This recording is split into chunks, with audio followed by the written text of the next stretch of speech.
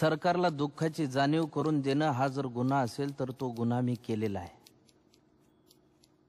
त्यासाठी तुम्ही द्याल ती शिक्षा भोगायला बी मी तयार आहे।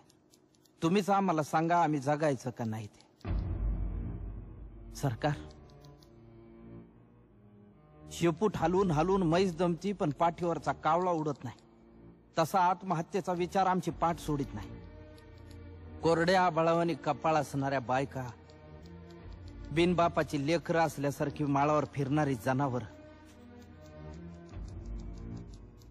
हे सारं गावाला नजर लागली म्हणून नाही झालं सरकार।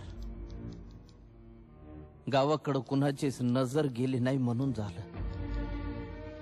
शिकलो नसतो तर किती सुखात राहिलो असतो, अन्यायाची जाणीवच झाली नसती, देवाचा कोप झाला असं समजून बसलो असतो अंधारात तुमच्या लाल दिव्याला हात जोडीत। गोचिडासारखे चिटकून बसले सातबाऱ्याला सावकार आणि बुजगावण्यासारखं उभं आहे सरकार। आभाळ वागतंय सावत्र आईवानी, दुष्काळाचं कुरूप ठणकत चाललंय आणि शेतकऱ्यांसाठी कोंडवाडे बांधायचं ठरवून सरकार शांत झोपी गेलंय देश महासत्ता होण्याची स्वप्न बघण्यासाठी। खिचडीसाठी शाळेत जाणाऱ्या पोरानं चोरून आणलेले 2 घास खाताना त्याच्या बापाला अभिमान वाटावा पोराचा का स्वतःच्या जगण्याची लाज?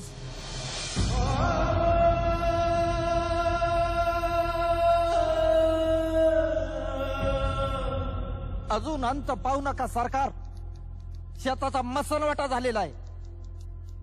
ज्या दिवशी शेतमालाला भाव मिळत नाही म्हणून उभं पीक जाळतो आम्ही, त्या दिवशी तुमच्या नावानं सुतकच पाळतो आम्ही।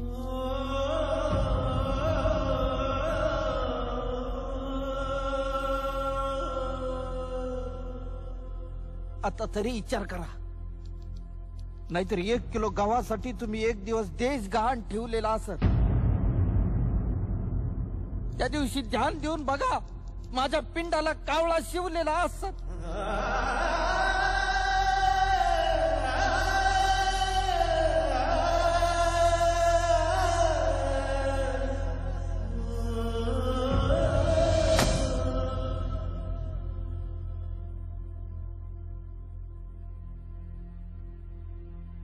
माझी काहीच तक्रार नाही। पिकवणाराच उपाशी आहे। भूक माणसाला काही करायला हवे।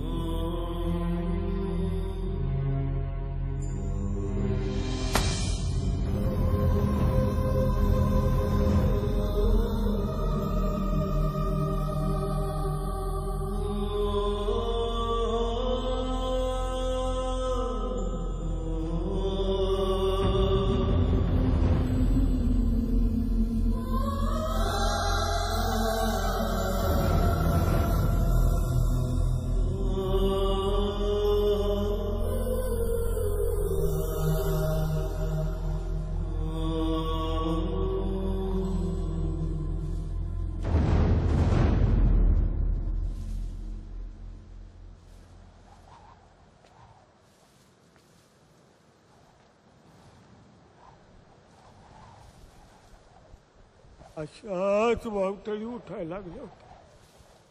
पाखरांचा आवाज बंद झाला होता, सगळीकडे चिडीचाप झालं होतं।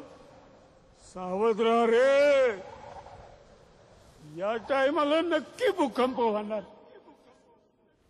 आत्महत्या आणि हिंसा हे कुठल्याही प्रश्नाचं उत्तर नाही।